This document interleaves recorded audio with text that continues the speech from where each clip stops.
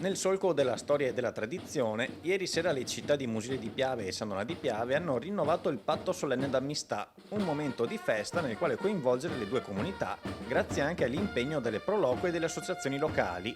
Da Musile è avanzato il corteo in abiti storici con la partecipazione dei figuranti e del gruppo Musici e Sbandieratori di Croce di Piave e altrettanto è successo a San Donà con il gruppo di autorità cittadine seguito dai popolani delle frazioni con i relativi stendardi e i capponi custoditi e scortati. Ad annunciare la loro marcia il gruppo Musici e Sbandieratori Città della Rocca. L'incontro quindi delle due delegazioni al centro del Ponte della Vittoria, sulla sommità del fiume Piave che divide ma solo geograficamente le due città che in antichità si erano scambiate il nome.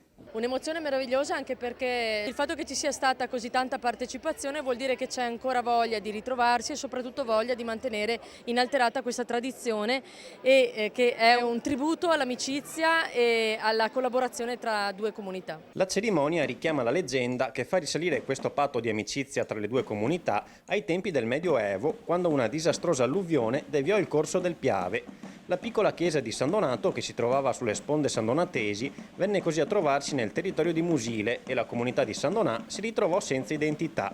Gli abitanti decisero quindi con questo gesto pacifico di mantenere il nome di San Donato all'attuale centro urbano di San Donà e in cambio avrebbero consegnato ai cittadini di Musile due capponi vivi.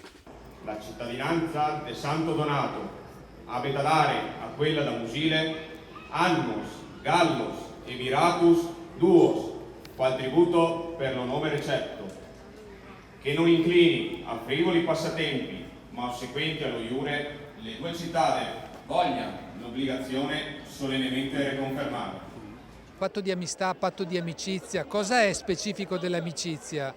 Ad esempio tra due persone il rispetto e la collaborazione. La stessa cosa vale per gli enti, il rispetto tra enti e la collaborazione che significa fare fatica insieme per raggiungere risultati che da soli non si potrebbero neanche pensare. Ed è quello che sta avvenendo su molti progetti che ormai escono dai confini di un'amministrazione e abbracciano un territorio più vasto e questo deve essere anche simbolicamente il segno di una collaborazione che deve durare.